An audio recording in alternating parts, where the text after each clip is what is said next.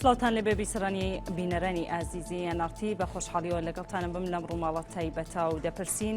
دۆخی هەرێمی کوردستان بەرەو کوێ دەڕوات قەیرانەکان ئایا کۆتاییان هات یاخود قوڵتر دەبنەوە کابینەی حکوومەت هەڵدەوەشێتەوە یاخود بەردەوام دەبێت ئایا ئەوەی ئێستا لە هەرێمی کوردستان دەگوزارێت بنبەستی سیاسیە وەڵامی ئەم پرسیارانە و چەند پرسیارێکی دیکە میوانداری هەریەک لە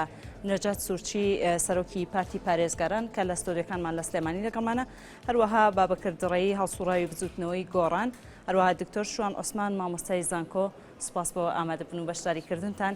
کاک نەجات ئەگە سەرەتا بمەلای جەنابەت لەسەر ئەوەی کە بۆچی دۆخی هەرێمی کوردستان گەشت بەم ئاستی ئێستا کە هەندێک لایەن بە بنبەست باسی ئەەکەن بەداخەوە ڕەوشەکە گەیشتە و حالەتی ئێستا بەراگە بگەڕێنەوە سەر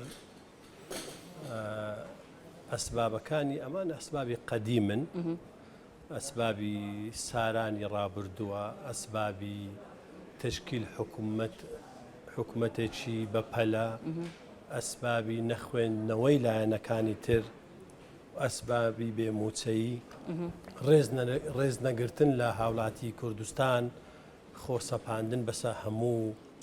یاسا و عرف و عاداتەکی کوردستانی بابەت زۆر نەگە باسی لێ بکەین بەران بەداخەوە یعنی ئەوەی ئێستا ئەمە دەیبینین بەرەو تێکدانی ڕەوشەکەی لە هەرێمی کوردستان ئەگەر بێت و زوو چارەسەر نەکرێ کەسانی عەقلانی کەسانی مەسئول لەوانەیە وەزعی کوردستان بەرەو وەزعێکی خراپ بڕوە ئێمەش لە شەڕێکی درێژین لە وەزعێکی اقتصادی خرابین ئەو ململانەیە سیاسیەی لەسەر مەسئلەی کورسی و پۆست و پارەیە لەسەر بەرژەوەندی کورد و کوردستانیەکان نییە لەسەر بەرژەوەندی نەفتە لەسەر بەرژەوەندی ئەو کورسیانەی کە لە پەرلەمانن یان لە وەزە مەجلیسی وزەرانە ئەگە بەرژەوەندی ئەو ملەتیان لە بەرچاو بابە ناگەیشتینە ئەو حاڵەتێکە ئێستا مەگەیشتینێ کەواتە ئەم هۆکارانی کە ئاماژەت پێکرد هۆکاری قەیرانی ئابووری بوو کە پەلی کێشە بۆ قەیرانی سیاسەکان ئابووری گرینگە ئیمامی عەلی دەرێ قەطع الأعناق لا قەطع الأرزاق ئەوانە ڕزقیان بڕیوە و چێش مەسئولە لە قەطعی ڕزقی ئەو هاوڵاتانە هەر 5 حیزبی کوردستانی هەر حیزبش بە قوارەی خۆی هیچ حیزبێک لەو 5 حیزبە ناتوانن خۆیان بدزنەوە لە مەسئولیەتی ئەم قەیرانە ئەگەر بێت و لایەنێک لەو لایەنانە برێ من مەسئول نیم بۆ دەرناچوو لە حکوومەت هەر لایەنێک بێ هەمویان مەسئولن کاتی شەهر العەسەل بۆ هەمویان بەشدار بوون کاتی ئێستا قەیرانە بۆ خوانە دزنەوە مەفروض نەخوان بدزنەوە خوان بەرپرسیار بکەن بەران چارەسەرەکەی بدۆزنەوە ئەمە ئێستا ئەوان دەیکەن چارەسەر نییە بە کوردەواری خۆمان دەرێ هەچەندە کەلیمەکی زۆر ئەوەش نییە دەرێن ئەمە لێلەیە لۆلۆش ماوە احتیمالە بەیانیشتی خەراترش بێت من ئەوانم تەوەقع دەکرد و خراپترش تەوەقعکەم بەڵێ کە ئێوە بەشدارن لە حکوومەت وە پشکی ئەمەتان بەر ئەکەوێت یا پشکی ئەمەتان بەر ئەکەوێت لە دروستبوونی بارودۆخەکە بە شێوازە لە شێوازەکان بەڵام ئەوەی کە ئەمان بینی لە کاتی خۆپشاندانەکانە ئێوە ئەتانوت ئەمە بەرپرسایەتی ئێمە نیە یاخود ئێمە بەرپرس نین لە دروستبوونی دۆخەکە ئەوەی کە پارتی بەرپرسە ڕاستە بێگومانە قسەیە کراوە پارتی بەرپرسە خۆی بام بۆ دەست پێ بکەم کە دوو پرسیاری سەرەکی هەیە لە کوردستانە و تقریبا لە هەموو دنیادا لە هەموو کۆمەڵگاکان و لە هەموو دەوڵەتەکانە دوو پرسیاری سەرەکی هەیە پرسیاری یەکەم ئەوەیە کە ئایا لە ناو ئەم وڵاتی ئێمەدا تەداولی سوڵتە ئەکرێ یان ناکرێ دموکراسی مەبدەیەکی دموکراسیە پرسیاری ئەمە کێشەی گرنگە ئایا دەسەڵات لە وڵاتە خولانەوەی تایە ینی کەسەکان دەگۆڕێن مؤسسەکان بە بەردەوام ئەمێنەوە و کەسەکان لابن و کەسێکی تربێ یان نا ئەمە پرسیارێکی گرنگ و ئەساسیە پرسیاری دووەم کە بەقەدر ئەو گرنگە ئەگە گرنگتر نەبێ ئەویژەوەی ئایا شەفافێتی ئابووری هەیە لە وڵاتەیان نییە ئەم دوو مەسەلەیە بە بڕای من لە هەموو دنیادا مەسەلەی گرنگن و بناغی کێشەکانی کوردستانیش ئەم دوو مەسەلەیەن ئێوە نەتانزانی ئەمە لە هەرێمی کوردستان هەیە یان نییە بێگومان خۆی جەدەلەکە بەردەوامە ینی مۆزۆکە ئەمە نیە ئەمە نەمازانیوە ینی حزبەکانی کەش زانیویانەکە ئەم دوو شێوەیە من ڕەنگە وەک خودی خۆم تەسەورمانە و بگاتە ئەم حاڵەتە ینی من پێم وابە ڕەنگە مەسەن پارتی شێوەیەکە بیر بکاتەوە یا نەگەێن ئەم حاڵەتە ئێستا بەڵام ئێمە بینیمان کە بەداخەوە مەسەلەی تەداولی سوڵتا خرایە ناو جۆرێک لە فەوزای کۆبوونەوەی جیاواز و دەرکردنی لە پەرلەمان و تەحمیشکردنی پەرلەمان دەرهێنانی قەزەکە لە بەندەستی یاسادانەری کوردستان و گواستنەوەی بۆ بەردەستی حیزبەکان ئەمە ینی لاوازکردنی مؤسساتی شەرعی و زیندوکردنەوەی حیزب لە کاتێک ئەمە شتێکی خراپ بوو دواتر لێدانی تەواوی لە پەرلەمان بەو شەوی کە بینیمان لە چەند ڕۆژی ڕابردووە ینی ئەمە مەسەلێکی گرنگە من ئەمە بێگومان پەیوەندی بە پارتی دموکراتی کوردستانەوە هەیە خاڵی یەکەم خاڵی دومش بە هەمان شێوە من حەزەکەم ئەوە بڵێم لە هەموو دنیادا لە وڵاتی پێشکەوتوەکانە سەرۆک کۆمار یاخۆ سەرۆک وەزیران هەفتانە شتێکە بە ئینگلیزی پێڵێن بریف یاخود کورتێک لە وەزعی وڵات باز دەکا وڵاتەکەمان چۆنە گەشتۆ بەکوێ ئاژاوەیە شەڕە حەساری ئابووریە یاخود ئەزمە اقتصادیە باسێکن لە ئەمریکا ئەمە عورفێکی زۆر باوە یعنی لەم وڵاتی ئێمە خەڵکە کوژێ لەسەر جادا و تەقا ئەکرێ بەردە هاوێژرێ مەشاکلی گەورە هەیە سەرۆکی وەزیران یاخود کەسێکی ڕێپێدرا لای ئەوە نایە شەرحێکی جوان بکە بۆ خەڵک زۆرێک لە غرور کە بەڕاستی بۆ خودی من وەکو شخصێک کە ڕێزم بۆ هەموو لایەنەکان هەیە یعنی قابلی تەفسیر نییە بۆ ئەبێ دەسەڵاتداری وڵاتی ئێمە وڵاتانی تریش بێگومان وایە ڕێزێکی زۆران لێگیرێ بودجەیەکی زۆران لەبەردەستایە زۆر محتەرەمن یانی کۆمەلگا ڕێزیان لێگرێ بۆ ئەوەی کە خزمەتی کۆمەلگا بکەن لە کاتێکا تۆ ئەمە نابینی لە وڵاتی ئەم یعنی دەسەڵاتداری ئێمە ئەنواع و ئەشکاڵ لە گزێز و سیارە و ڕیزی فەنتازیا بە دواوەی و موچەی خەیاڵی و کۆمپانیای خەیاڵیان هەیە کەچی واجبی خۆی بەڕێکوپێکی ناکە ئەمە من پێی ئەڵێم غرور کە بەداخەوە ڕەنگە نەکە لە وڵاتی ئێمە لە وڵاتانی تری عەرەبیشەوە خڕەڵاتە بووە مای کێشەی گەورە ولاابردنی سەرۆکی تاریخی بە حساب ینی و ئەوانەی کە حتا خزمەتیشان کردبوو لە وڵاتی خوانە بەڵام دوای بەهۆی غرور و مانەوە لە سڵتەیە تووشی جۆرێک لە وەهم بوون ئەم وەهەمە وای کردووە کە ئیتر کۆمەلگا ئەوان لێک بترازێن پرسیارەکە ئەوەیە بۆچی ئەم دوو مەسەلە ئەساسیە باز ناکرێ و حەل ناکرێت لە کاتێکە مەسەلەی یەکەم کە مەسەلەی تەداولی سڵتەیە هەم بە قانونی عێراق کوردستان و عێراق دیموکراسی کۆڵەکەیش ئەساسی ینی تەداولی سڵتە پلانەوەی دەسەڵات لاسوودی کەسەکان و مەسەلەی شەفافێتی ئابووری نەک لە عێراقە لە کوردستانە قانونی هەیە و پەرلەمان بڕیاریە و حتا دەستەی نەزاهەمان لە کوردستانە هەیە و دەستگای لێپرسینەوەی ئابووریمان هەیە ئەم دوو مەسەلەی ئەبێ حەل بکرێ حەل نەکرێ بە بڕای من وا ئەڕۆین و چۆن هاتوون و ئەڕۆین بەڵێ دکتۆر شوان کەواتە گەشتووینەتە ئەوەی کا بڵێن بارودۆخی سیاسی هەرێمی کوردستان گەشتووەتە خاڵی سفر و دووبارە ئەبێ لە سەرەتاوە دەست پێ بکەین سوپاس بۆیەوە سڵاو لە بینەرانی NRT بارودۆخی کوردستان هێشتا زووە بڵێن گەیشتوەتە بنبەست و گەیشتوەتە کۆتایی کۆمەڵێک کۆبوونەوەی بەردەوام هەیە هەوڵی بەردەوام هەیە ئێستاکە لەسەر ساحەی سیاسی کوردستان و کۆبوونەوەانێکی ئێستا دەبینین لە دوێنەوە دەستی پێکردوە تاوە کۆمبوز بە شێوێشی بەردەوام وجودی هەیە و لە هەمان کاتیشدا مەسەڵەن کۆبوونەوەی سێ قۆڵی یەکێتی و کۆمەڵ و یەکگرتو کۆبوونەوەی پارتی و یەکێتی و کۆبوونەوەی ئەمڕۆی سەرجەم قونسوڵخانەکان لەگەڵ یەکێتی نیشتیمانی کوردستان کە ئێستا دەگوزارێ جگە لەوەش کارکتەری هۆکارێکی تریش ماوەکە پێم وایە ڕۆڵ و کاریگەری خۆی دەبێتن لە شڵقاندنی زیاتری ئەم بارودۆخی ئێستا وەکو دەڵێن گەیشتوەتە بنبەست ئەوش گەڕانەوەی کاگنۆشێروانە پێم وایە گەڕانەوەی ئەویش لەم بارودۆخی ئێستاکەدا کۆمەڵێک جوولەی تر دەخاتە ناو پرۆسیسی سیاسی کە ئەمڕۆ لەسەر ساحەی سیاسی کوردستاندا هەیە بۆیە بە ئەو هەوڵانەی کە دراوە لە ڕێگری لە سەرۆکی پەرلەمان و لە کۆمەڵێک لەو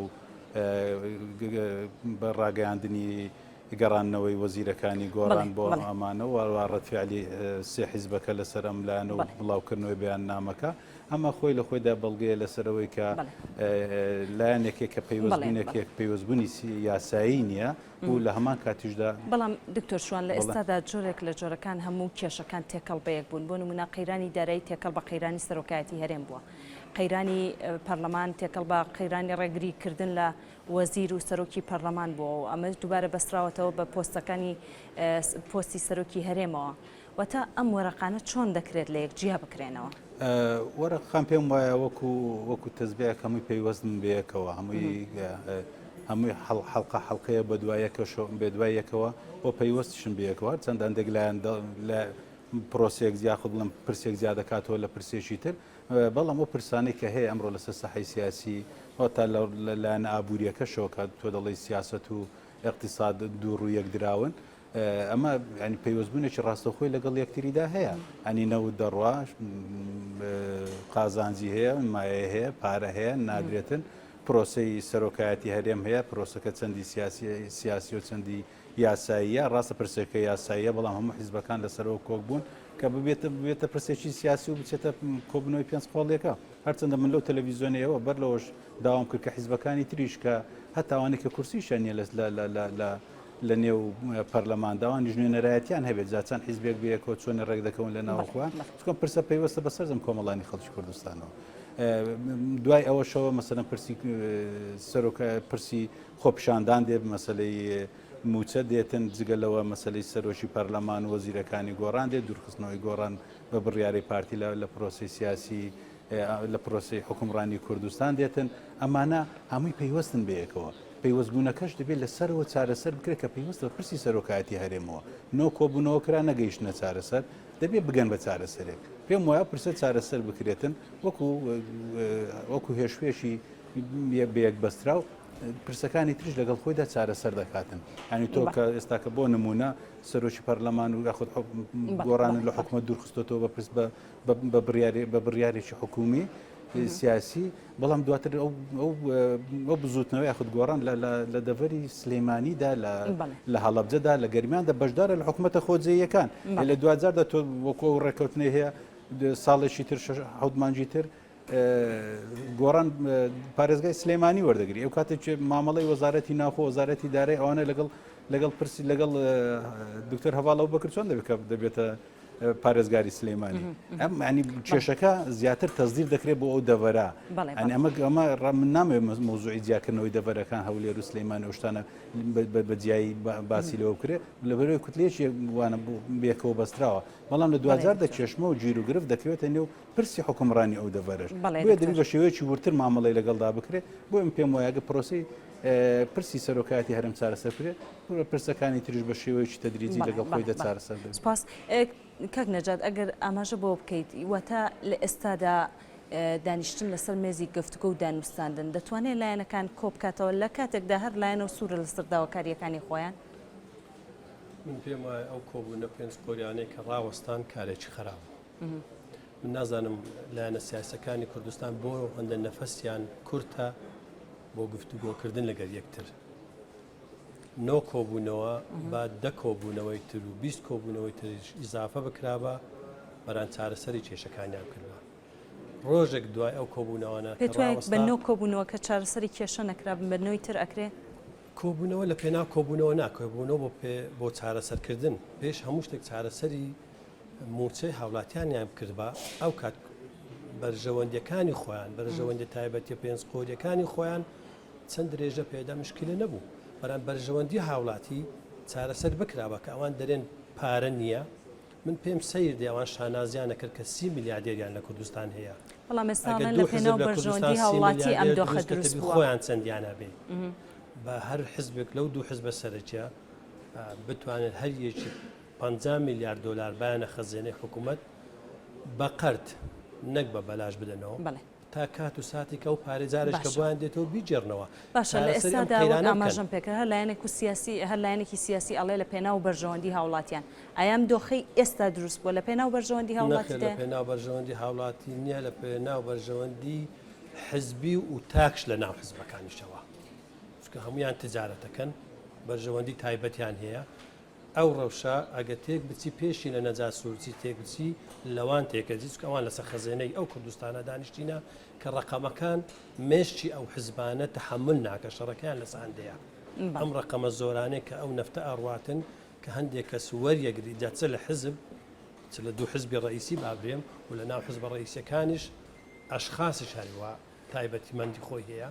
لەسەر ئەمانە ئەوان بەشاردێن لەسەر هاوڵاتی نییە ئەگەر لەسەر هاوڵاتی بابە دەبا کۆبوونەوە دوو کۆبوونەوە موچەی هاوڵاتیانیان دابین کردبە دابینیان نەکرد و دابینیش ناکەن ئەگەر دابینیش نەکەن ڕەوشەکە خەراترێبی ئەوە ئێستا کە دیتمان ئەو ڕۆژەی چەند ڕۆژی شتێکی خراپ بوو ئاراستەکەی بە شێوازەجکە بوو چونکە سووتانی مەقەڕات لە بەرژەوەندی نەبوو شەهیدکردنی هاوڵاتیان شتێکی خراپ بوو بریندار بوونی هاوڵاتیان بەو شێوازە کە نیشانیاندا بە من تێک دەربوو خزمەت بە ڕەوشی کوردستان نەکرد لەوانەیە ئەگە سلمی بابەوکو ئەوەی کە فەرمانبەران کردیان مامۆستایان کردیان شتێکی جوان بوو زمنی داوای هەموو هاوڵاتیانی کوردستان بوو بەس ئەوەی کرا پێم وایە شتێکی باش نەبوو کاکە و بەکرد باسی شتێکی کرد لەسەر مەسلەی وەزیرەکانی و لەسەر مەسلەی دیموکراسیەت ئەگەر یەک قەوسم بدەیتێ من پێم وایە لە کوردستان دیموکراسیەت نییە دیموکراسیەت هەر هەندێ هەتاگاتە نێزێکی مارەکانی ئەو حزبە سیاسیانە ئەگەر دیموکراسیەت نییە ئەسڵەن لە شەرق ئەوسەد دیموکراسیەت نیە چۆن لە کوردستان دەبێ ئەبێمە بیرێک لە خۆ بکەینەوە دیموکراسیەت مانای چی ئێمە معنای دیموکراسیەت ئەسڵەن نازانین چیە ئەوجا دەمانێت ئەو دموکراسی لە کوردستان جێبەجێ بکەین وەکو ئەمریکا ئەوروپا بێ هەڵەیە زۆرمان دکتۆر علی وەرتیڵەیە دیموکراسی باشترینی خراپەکان بێ ئەو ئەدەی دموکراسی دوو کەلیمێگەلی تێبێت ئەوەی بۆ خۆم پێ ناخۆش بێ شەی داخان بۆ بەڕێستم پێ ناخۆش بێ ئەمێ دموکراسیت ئەوە نییە تۆ سیارەیەکە تێ لە ناوەندی شەقامت ڕاگرتۆ برێ ئەمە دموکراسیت لە ڕاپەڕین وابوو شخصێک لۆریەکی لە ناوەندی جادە ڕاگرتووە گوتبیکا کە لای دەگوت بکاکە ئەمە دموکراسیەتە ئەمە دموکراسیت نییە ئەمە لادەرە لە دموکراسی خزمەت بە دموکراسیەتش ناکەین بەران ئەگەر بێت و با مەسلەی وەزیرەکانش ئەگەر باسێکی لێ بکەم بە کورتی دوای ئەگەڕێمەوە کاک بابەکر لە ئێستادا تەرحێکەیە بە برامانبرایەکی سەمانجیایی بە دوو هەرێمبوونی پارێزگای هەولێر و پارێزگای سلێمانی ئەمە تەرحێکی دروستە؟ بە بڕوای من نەخێر دروست نییە چونکە خۆی تەجروبەی بەشەر ئیسپاتی کردو کە وڵاتی گەورە باشترە بۆ ژیان و وڵاتی گەورە بە قازانجترە وڵاتی گەورە وڵاتی ئەمە دیارە کوردستانی عێراقدارە هەمووی ماشەڵای لێبێ بەقەدەر ناحەیەکی سین نابێ چی جیاکەیتەوە ئەم بەشێکی یعنی بە قەناعەتی من دوو هەرێمی بۆ کوردستانی ئێمە باش نییە ئەمە بەشێکی قسەکەیە بەشەکەی تری ئەوێ بەڵامێکی گەورە لەگەڵایە بەڵامەکە ئەوێ بە ڕعایەتکردنی عەدالەت یعنی بێ عەدالەت هەبێ یعنی ئەگە عەدالەت نەبێ بێگومان هەموو شتێک پەرتەوازا بێ فەوزا دروست بێ یعنی ئەمە وەکو قانونی سروشتوایە جارێ لە قانونەکانی کوردستانە هیچ شتێک تەییدی ئەوە ناکە کە ئەم بێتە دوو هەرێم ئەمە یەکەم یعنی و قانونی حیزبەکەی منیش دەستوری حیزبەکەی منیش ئەوەی باز نەکردو تا لێرە دیفاعی لێ بکەم لەبەرەوە مەسەلەی وەکو باسم کرد یعنی دوو هەرێم بوون شتێکە کە بەڵام کاک بەداخەوە لە کاریران و هەڵسوڕاوانی گۆڕان باس لەوە دەکەن کە ئەمە باشترین چارەسەرە من ئەوە ڕێی شخصیە حزب ڕێی ڕسمی هەیە و ڕێی ڕسمی خۆی باسەکە و ئەبێ ئەم ڕێی ڕسمیە لە کۆبوونەوەیکی دیسان فراوان و سەکردایەتی قرار بدرێ و ئەمە بوترێ بەڵام هەندێک شەرحێکە مەسەلەکە هەیە من پێم وایە بەداخەوە پارتی ئەم ماوەیە کارێکی کرد کە ئەبێ محکوم بکرێ بۆی کە ئەو خەریکی دوو ئیدارەیە من نامێ بڕۆمەوە شەرحی مەسەلەکان و ڕاگررتنی سەرۆکی پەرلەمان و فترەی پێشووتر هێنانی سەگی وەڵفدۆگ لە بازگەی جێگەڵا جێڕانەوەی پەرلەمانتارەکان هیچی مبەڕیری نەبوو ینی ئەمانە هەمووی قسێکی لە قانونی عراقی ئاڵێ الاعتراف ليس سيد الأدلة دامپیانانی ئینسانەکان سەیدی ئەدلە نییە وەختێک بەڵگە لەسەر تۆ هەیە کە کارەکانی تۆ جیاخوازانەیە کارەکانی تۆ حەزە دوو ئیدارەی ئەەکەی کارەکانی تۆ حەزەکەی بکەیتەوە تەقسیمی ئەمڵات بکەی کارەکانی تۆ بەڵگەی لەسرت چی ئەڵێ لای من مهم نییە خەڵکیش تی ئەگالەوە یعنی قسەکردنی ئینسان قیاس نییە بۆ عەمەلەکەی عەمەلی ئەم فترەی پارتی دیموکراتی کوردستان بەداخەوە دوو ئیداریانە بوو ینی هەموو ئەوەی لێ ئەچۆڕێ ئەوەی لێ هەڵەهێنجی کە ئەم برادرانە لایەکەوە سەرۆکی پارتی ئەڵێ ئێمە قبولی دوو ئیداری ناکەین ئەو دوو ئیداری خەتی سوورە کەچی لە ئاستی خوارەوە ئەبینی کە ئیتر شتەکە نوعێکی ترە بۆیە هیچ کەس بەڕێی من حەقی ئەوە نیە تەنزیر بۆ دوو ئیداری بکە لە کاتێکە ئەمە لە قازانجی خەڵک نییە لانی کەم تا ئێستا لە قازانجی خەڵک نییە ینی ئیسپات نەبووە کە ئەمە شتێکی باشە جگەلەوە جاری کەس باسی مەسەلەمان کردووە ینی کوردستانی عێراق وەکو کەشتێکی بچووک وایە لە ئۆقیانوسێکی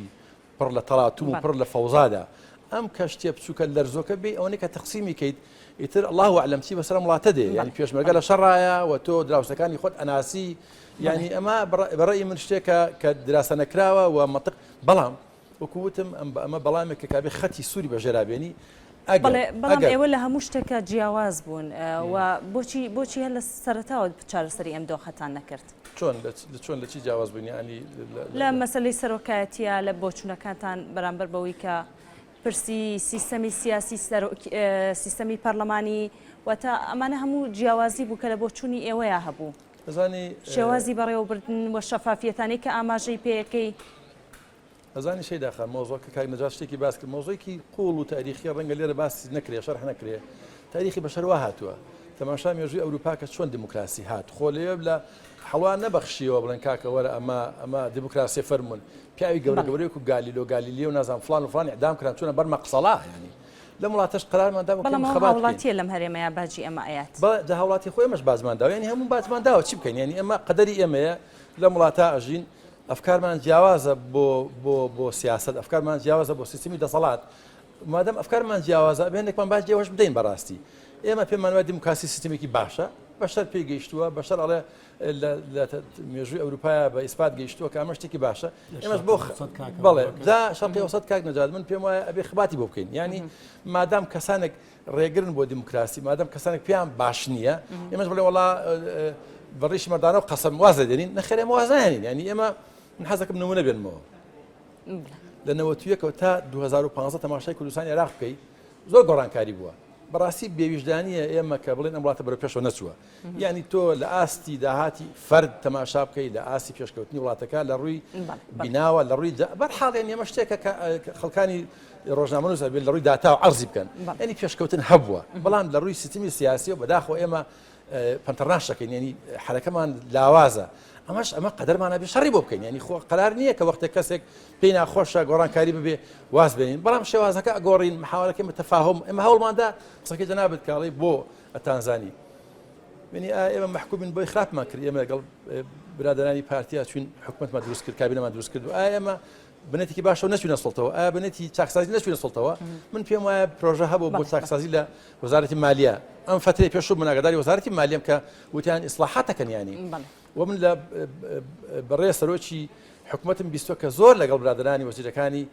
گۆڕان متەفاهمن لە ئیشەکانیانە ئەوە زۆر بە ئیخلاصە و ئیشەکەن و هەوڵیان داوە کە جۆرە لە یەکگرتنەوەی ئیدارە ئیش بکەن بەڵامی تر کە تۆ هەندێک بورە هەندێک مەقطەی ئەساسی لە مەسەر ئەساسیەکانە کە تۆ خلافت هەیە ئیتر هەر کەسە ڕێی خۆیڵێ بەڵێ بەڵێ شەڕی بۆکەین بۆ دموکراسیەت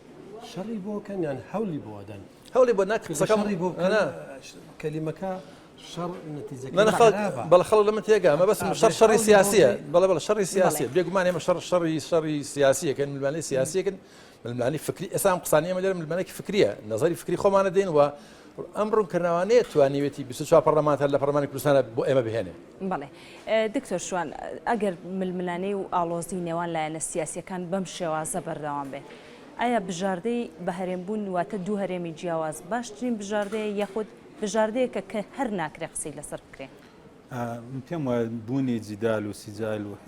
عێراقی سیاسی لە کوردستاندا تاوەکو ڕۆژگاری ئەمڕۆ کاک بەکرێش قسەی لێسەر کرد یەکێکە لە مقاوماتی زیندوی میلەتی کورد بۆ بە تایبەتی لە هەرێمی کوردستاندا ڕاست ئێمە کێشەمانەیە گرفتمانەیە مەشاکیلمانەیە مەشاکلی سیاسی اقتصادی تۆزەی لە گرفتی کللتوری ئەو شتانەمان هەمووی هەیە لە هەرێمی کوردستاندا بەڵام بە بەراوردکردن لەگەڵ دەوروبەرەکانی خۆمان ینی تا ڕادێکی زۆر هەنگاوی باش نراوە بەڵام خەریکام ئالۆزیانە سرە کێشە بۆ دەرەوە خەریکە پەرلەمانتارەکان خەریکن لایەنەکان هەوڵی پەکخستنی بۆ نمونە ئەو ڕێکەوتنە ئەیان کە لە دەرەوەی هەرێم کراوە بە نمونە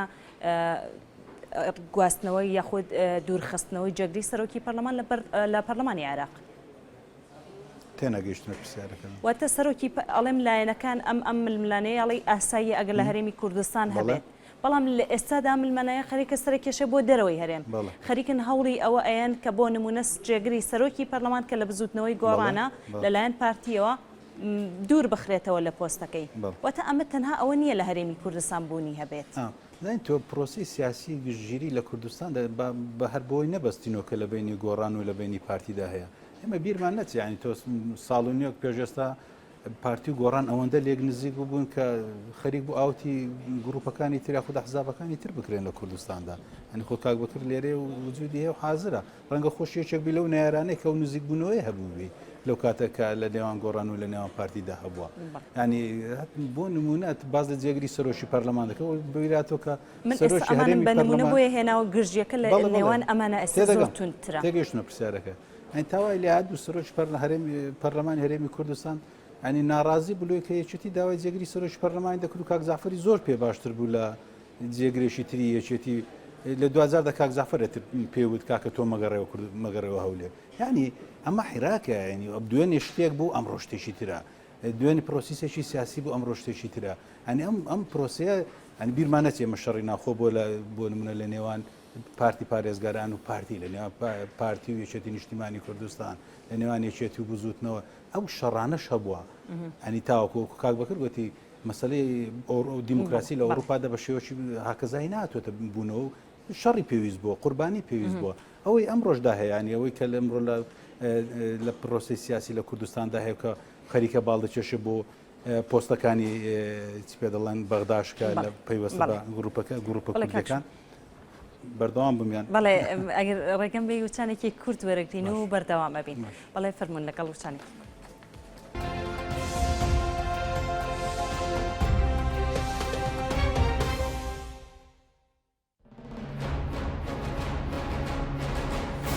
قەیرانی بنزین چارەسەرە بێ قەیرانی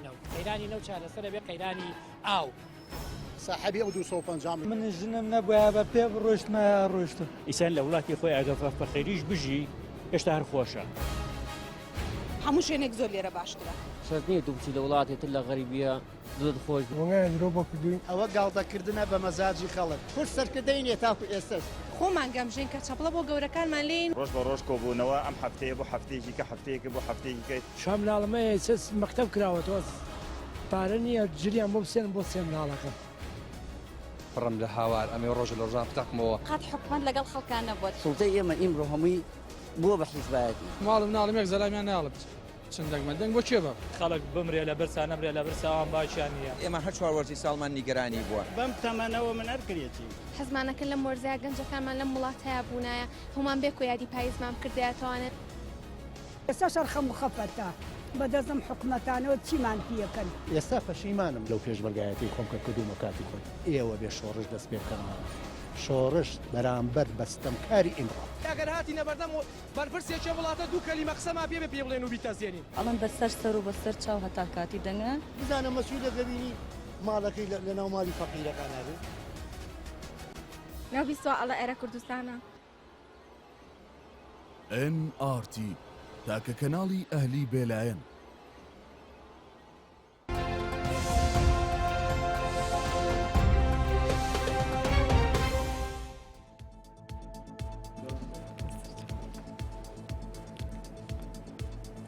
وڵای عزیزان لەگەڵتان بەردەوامی لەم ڕووماڵە تایبەتە کاکشوان ئەتوانی بەردەوام بی لەسەرەوەی کە قسەکانت تەواو نەکرد و تێپەڕاندنی ئەو عێراقە و مشاکل سیاسیانەی لە بینی گۆڕان و پارتی هەیە گەیاندنی بۆ بەغدا پێم وایە ئەمە خزمەت بە دۆزەکە ناکە ئەوەی هەمانە لە ناوە خۆی خۆمان لە ناو خۆی کوردستان ناخۆی هەرێمی کوردستان چارەسەر بکرێ و گرفتی شەبێ گەوەشە بێ شتێکی ترە بەڵام گەیاندنی بە بەغدا شتێکی باش نییە ئەمەیان گەیاندنی بە ناوچەکان و بە دەبەرەکانی تر و لەس ئاستی نێودەوڵەتی کارکردن لەسەر ئەمە شتێکی باش نییە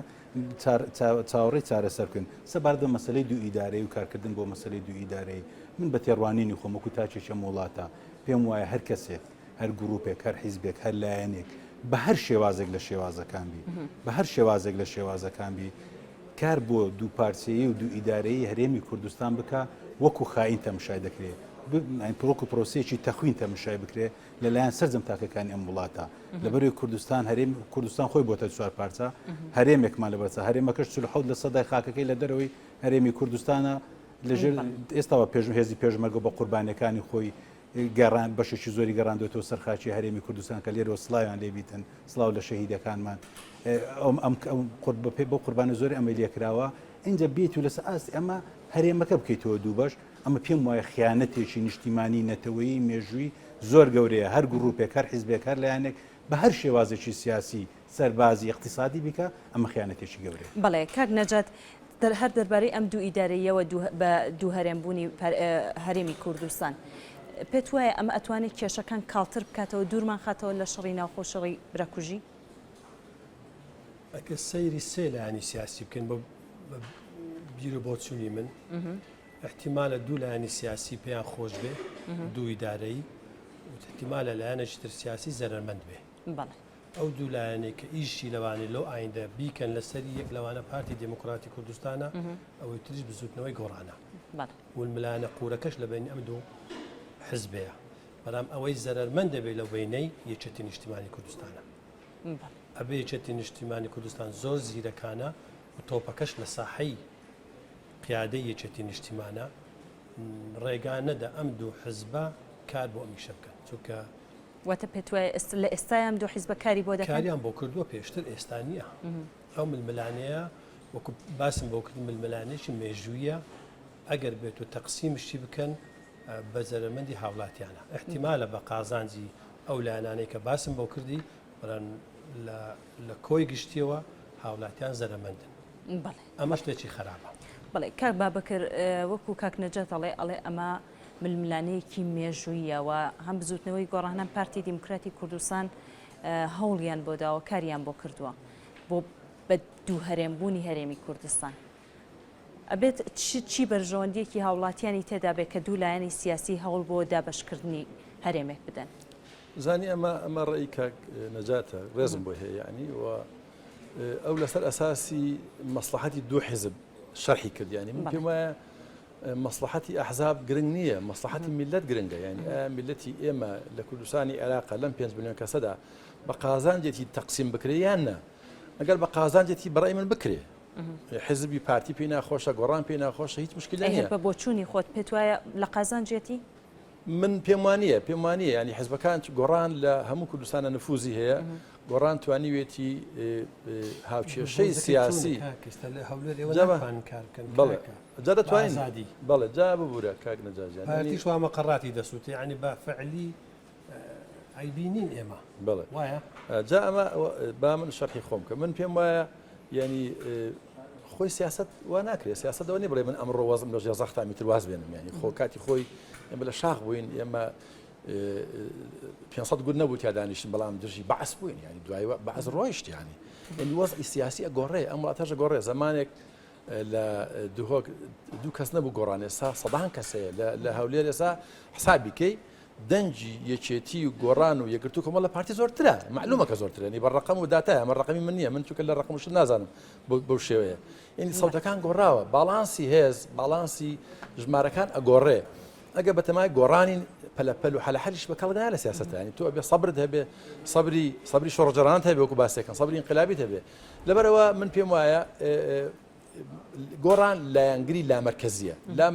پارتیش خۆی لایەنگریەتی ینی فترەی پێشوو جناب دەزانی هەموو خەڵک ئەزانێ ئەوانەی کێسا جوان لە ئێمەیە بە قەراری سەرۆکی ئەنجومەنی وەزیران بە قەراری حکوومەت هەڵاوجە بۆتە محافەزا ینی محافەزێکی نوێ دروست بووە کە ئەمە معنای وایە حکوومەتەکەی ئێمە لە ئاستی برادرانی پارتیش و هەموو لایەنەکانە بڕوان بۆ هەیە کە